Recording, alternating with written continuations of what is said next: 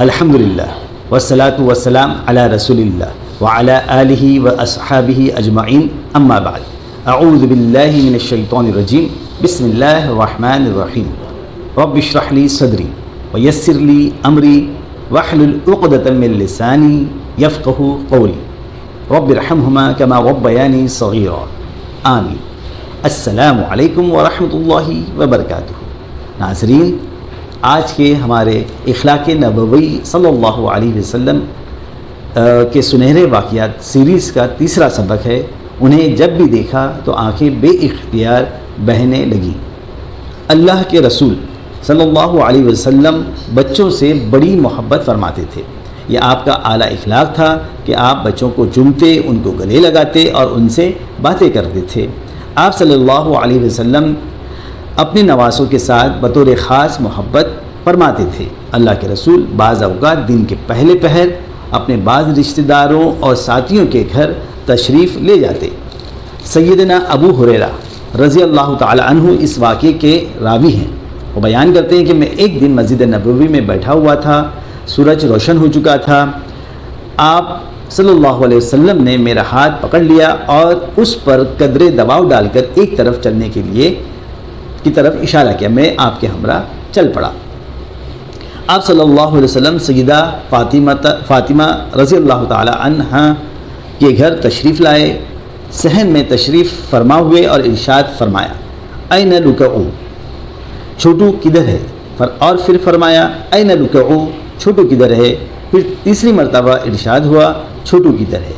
یہ الفاظ آپ صلی اللہ علیہ وسلم اپنے نواسے سیدنا حسن بن علی رضی اللہ تعالی عنہما کے بارے میں فرما رہے تھے۔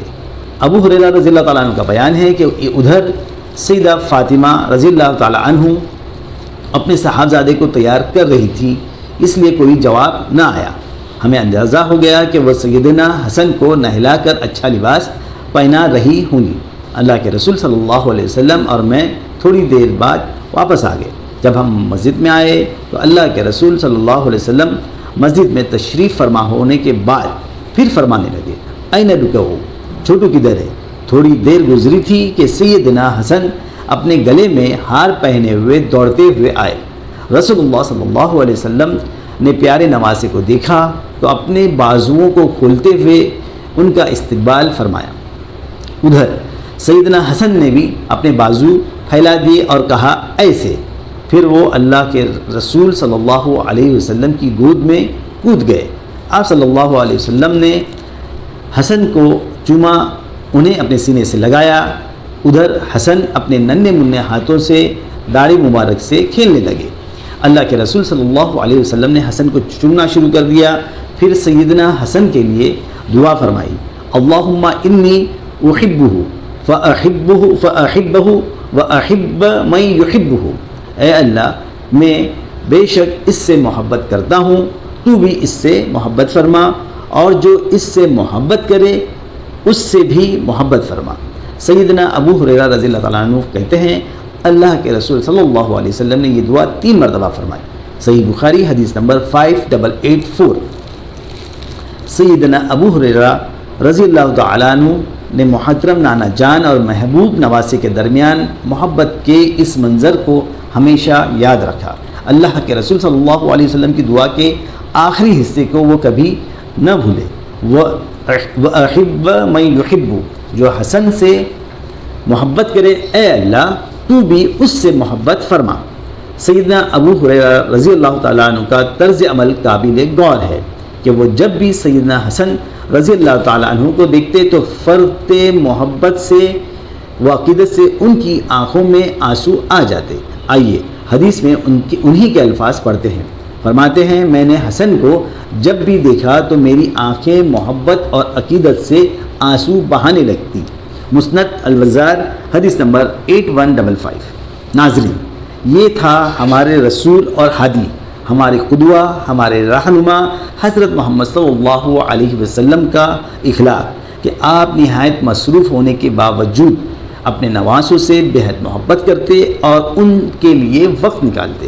ایک دن ایسا ہوا کہ اللہ کے رسول صلی اللہ علیہ وسلم سیدنا حسن کو چوم رہے تھے۔ بنو تمیم کا سردار اقرا بن حابس اس مجلس میں موجود تھا۔ یہ بدو سردار فتح مکہ کے دوران کے وقت مسلمان ہوا، حنین اور غزوہ طائف میں شریک تھا۔ اسے بھی اللہ کے رسول نے غزوہ حنین کے مال غنیمت میں سے 100 اونٹ عطا فرمائے تھے، اس لیے اسے مؤلفۃ القلوب کے میں شامل کیا گیا۔ بدو سرداروں میں سختی اور کھردرا پن زیادہ ہوتا ہے، صحرا نشین اپنے بچوں سے کم محبت کرتے ہیں۔ اس نے جب اللہ کے رسول صلی اللہ علیہ وسلم کو دیکھا کہ وہ اپنے نواسے کو چوم رہے ہیں تو کہنے لگا، حقیقت یہ ہے کہ میرے 10 بچے ہیں اور میں نے ان میں سے کبھی کسی کو نہیں چوما۔ اللہ کے رسول صلی اللہ علیہ وسلم اس بدو سردار کی طرف دیکھ کر فرماتے ہیں، من لا یرحم لا یرحم، جو دوسروں پر رحم نہیں کرتا اس پر بھی رحم نہیں کیا جاتا۔ صحیح بخاری حدیث نمبر 5997۔ عزیز ناظرین، یہ تھا اللہ کے رسول صلی اللہ علیہ وسلم کا اخلاق حسنہ کہ آپ بڑوں اور بچوں سب پر یکساں رحمت و شفقت فرمانے والے تھے۔ اللہ سے دعا ہے کہ اللہ ہمیں بھی اپنے بچوں پر رحم اور شفقت کرنے والا بنائے، آمین۔ وآخر دعوانا ان الحمد للہ رب العالمین، والسلام علیکم ورحمۃ اللہ وبرکاتہ۔